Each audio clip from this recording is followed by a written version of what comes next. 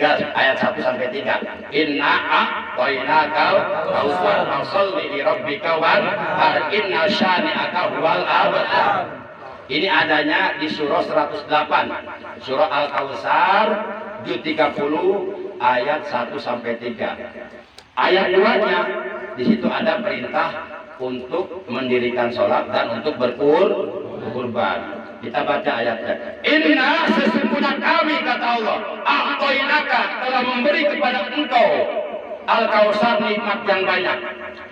Fasholli maka dirikanlah sholat li rabbika karena Tuhanmu. Dirikanlah sholat karena Allah. Wanhar dan berkurbanlah kamu.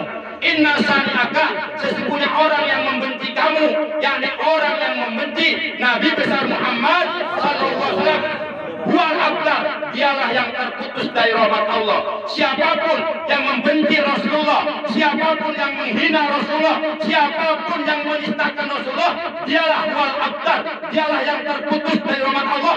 Dialah orang-orang yang oleh Allah akan dijadikan bahan bakar api neraka. Nauzubillah min. Sekarang kan banyak orang-orang yang menghina Rasulullah, mengatakan Rasulullah dengan Abu Jahal, dengan Abu Lahab itu sama-sama juriah Rasul katanya. Bego lo. Emang juriah itu apa? Juriah itu keturunan. Kalau keturunan ke bawah ke atas. Hah? Nih saya punya keturunan. Berarti ke bawah anak saya tuh. Anak saya, cucu saya, terus cucunya lagi, cucunya lagi terus sampai udek-udek, sampai Cangkawarek, sampai pokoknya tak apa itu pokoknya mata. Itu keturunan. Lah, Rasulullah disamakan dengan Abu Jahal, dengan Abu Lahab. Nauzubillah min. Emang begitu. Nah kata Allah orang yang seperti ini huwal abtar, dia orang yang terputus dari rahmat Allah. Kalau kita terputus dari rahmat Allah, itu artinya kita akan mendapatkan azab Allah. Akan dibakar di neraka. Nauzubillah min. Yuk kita lihat ayat 2-nya. Fasholli li rabbika wanhar. Ayat pertama inna a'tainakal kautsar. Menurut sebahagian para ulama mufassirin, para ulama ahli tafsir, bahwa yang dimaksud al-kautsar dalam surah 108 Al-Kautsar juz 30 ayat pertama itu yang dimaksud adalah telaga Al-Kautsar yang secara khusus diberikan oleh Allah kepada Nabi kita tercinta, Nabi Agung, Nabi besar Muhammad sallallahu alaihi wasallam. Jadi Rasulullah oleh Allah dijanjikan telaga Al-Kautsar di surga. Mari kita lihat keterangannya. Dalam sebuah hadis terangkan Al-Kautsar itu adalah innahu nahrun fil jannah. Innahu satuhune utawi iku Al-Kautsar iku nahrun telaga fil jannati iku tetep ing dalam sawarga. Jadi innahu nahrun fil jannah. Al-Kautsar itu adalah sebuah telaga yang ada di dalam surga. Wa'adanihi Rabbi. Tuhanku Allah kata beliau telah menjanjikan telaga Al-Kautsar untukku. Artinya aku diberi telaga Al-Kautsar oleh Allah di dalam surga. Bihi ikut tetap ing dalam telaga Al-Kautsar. Khairun kebagusan, kasirun kang akeh. Jadi bihi khairun kasirun. Di dalam telaga Kautsar itu banyak terdapat berbagai macam kebaikan dari Allah. Ahlak minal asal kata Nabi. Telaga Al-Kautsar itu airnya sangat manis, lebih manis daripada madu. Wa asyaddu bayadu minal laban. Airnya sangat putih, lebih putih daripada warna air susu.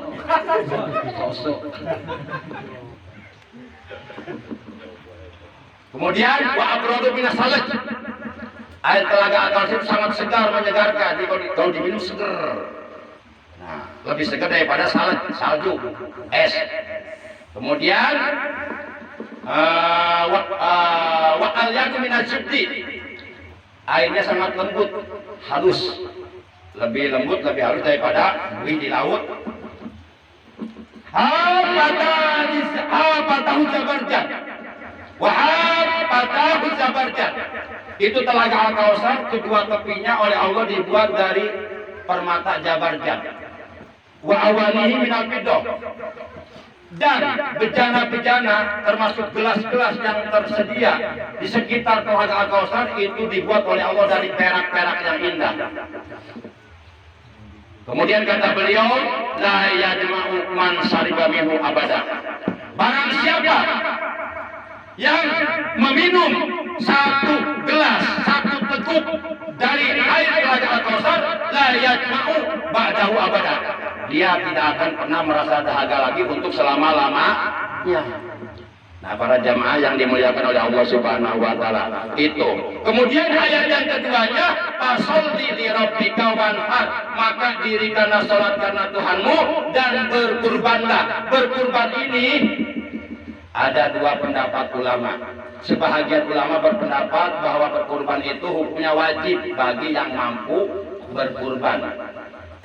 Sebahagian lagi berpendapat bahwa berkurban itu hukumnya sunnah bagi yang belum mampu. Tapi kalau sudah mampu jadi wajib. Sama seperti ibadah haji. Ibadah haji wajib bagi yang sudah mampu. Kalau belum mampu wajib belum. Belum. Sunnah. Nah, adapun para ulama yang berpendapat bahwa berkurban wajib bagi yang mampu berkurban, pertama atas dasar tadi Al-Quran surah 108 Al-Kautsar juz 30 ayat 2, fasholli li rabbika wanhar.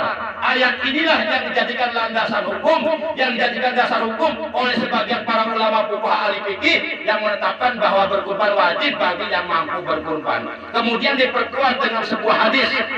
Hadis riwayat Imam Ahmad dan Imam Ibnu Majah dari Abu Hurairah radhiyallahu anhu qala, ia telah berkata, man wajada sa'atan falam yudhi fala yaqrabanna musallana. Kata Rasulullah dalam hadis ini, barang siapa yang mempunyai keleluasaan, barang siapa yang mempunyai kelapangan harta untuk berkurban. Jadi umpama nih, tahun ini, tahun 1443 Hijriah, pada tanggal 10 Zulhijjah atau 3 hari sesudahnya, hari-hari tasyrik 11, 12, 13 Zulhijjah, umpama kita punya uang 3 juta nih. Uang 3 juta ini di luar kebutuhan, di luar keperluan pokok. Artinya kebutuhan pokok sehari-hari itu sudah terpenuh, tapi masih ada uang lebih 3 juta, katakanlah uang dingin lah. Karena uangnya ditaruh di kulkas kali ya, jadi dingin. Uang nganggur lah gitu ya.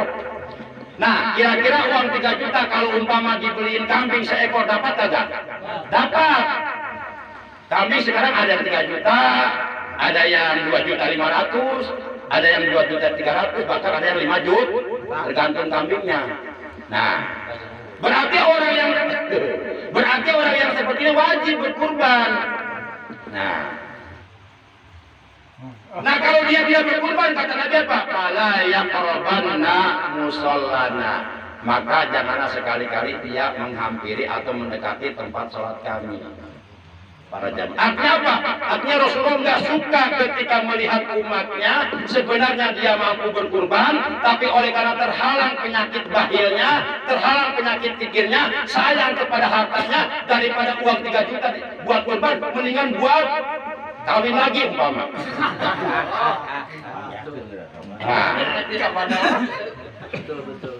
Nah, berarti dia dosa karena dia mampu berkurban sebenarnya. Yang kedua, para ulama fuqaha berpendapat bahwa berkurban hukumnya sunnah. Adapun para ulama yang berpendapat bahwa berkurban hukumnya sunnah itu atas dasar pertama hadis Rasulullah SAW, beliau telah bersabda, umirtu bin nahdi wa huwa sunnatul lakum.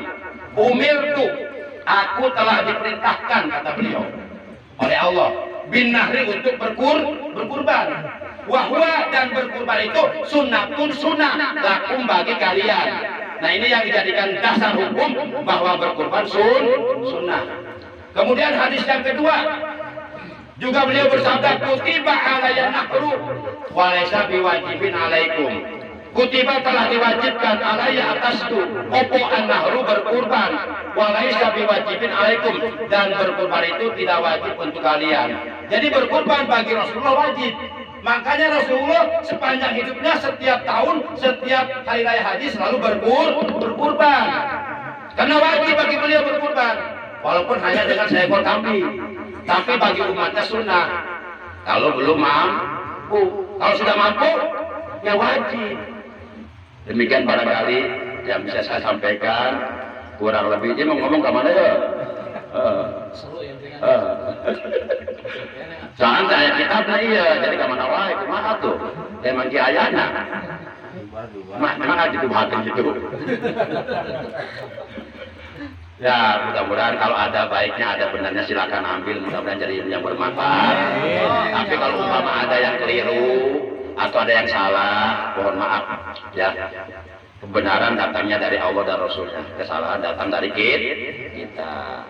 Demikian mudah-mudahan apa yang saya sampaikan dari awal hingga akhir semoga oleh Allah dijadikan ilmu yang bermanfaat, ilmu yang barokah, ilmu yang disertai hidayah, ilmu yang dapat menghantarkan diri kita untuk bisa menjadi hamba-hamba Allah yang bertakwa kepada Allah, hamba-hamba Allah yang pandai bersyukur kepada Allah, hamba-hamba Allah yang terbaik di hadapan Allah Subhanahu wa taala. Dan mudah-mudahan dengan barokah kita duduk di majelis ilmu yang mulia ini, seluruh dosa-dosa kita dan dosa kedua orang tua kita, juga saudara-saudara kita diampuni oleh Allah Subhanahu wa taala. Amin ya Allah ya rabbal alamin. Demikian, terima kasih, mohon maaf. Adanallahu wa iyyakum ajmain. Wassalamualaikum warahmatullahi wabarakatuh. Waalaikumsalam warahmatullahi wabarakatuh.